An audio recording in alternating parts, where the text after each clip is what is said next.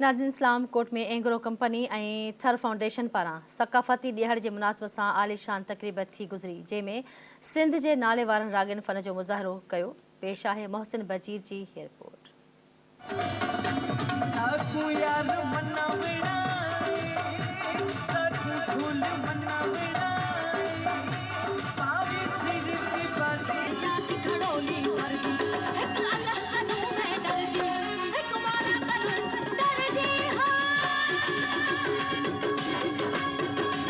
Foundation ऐं थरकोल जी तरफ़ां अॼु TCS स्कूल इस्लाम कोट में जेका साल जी पुॼाणी ते सक़ाफ़ती प्रोग्राम मुनक़द कयो वियो आहे, जंहिंमें सिंध जा नाले वारा फ़नकार फ़ाइज़ा अली, सताकत फ़कीर, शकीला नून, माई फातिमा, भुगड़मल नाचीज़ पंहिंजी परफॉर्मेंस ॾेखारींदा, जॾहिं त प्रोग्राम में सियासी समाजी तोड़े शहरियनि वॾे अंग में शिरकत कई आहे।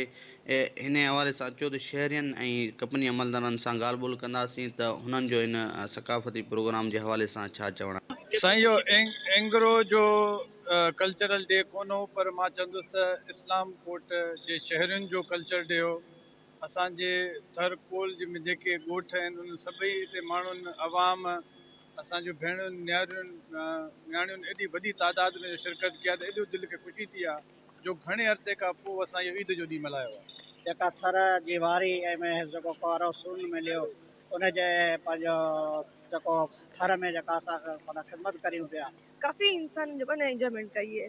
जेको फ़ाइज़ा अली खे ॾिठो मस्तानी आहे ऐं अॼु फातिमा वारा आहिनि, भुगड़मल नाचीज़ हा उहे बि आहिनि, माशाअल्लाह जाम सुठो।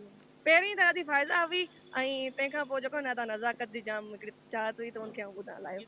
जी बिल्कुलु, हीउ प्रोग्राम जेका आहे पंहिंजी पुॼाणी ते पए थो ऐं हिननि जो चवणु आहे त जेको सक़ाफ़ती ॾियारो आहे जेको अॼु जो न बल्कि 5000 साल पुराणो असांजो सक़ाफ़ती ॾियारो आहे। हीउ सक़ाफ़ती ॾियारो असांखे पंहिंजी ईद जीअं सेलिब्रेट करणु खपे। कैमरा टीम सां गॾु मोहसिन बजीर, धरती TV न्यूज़।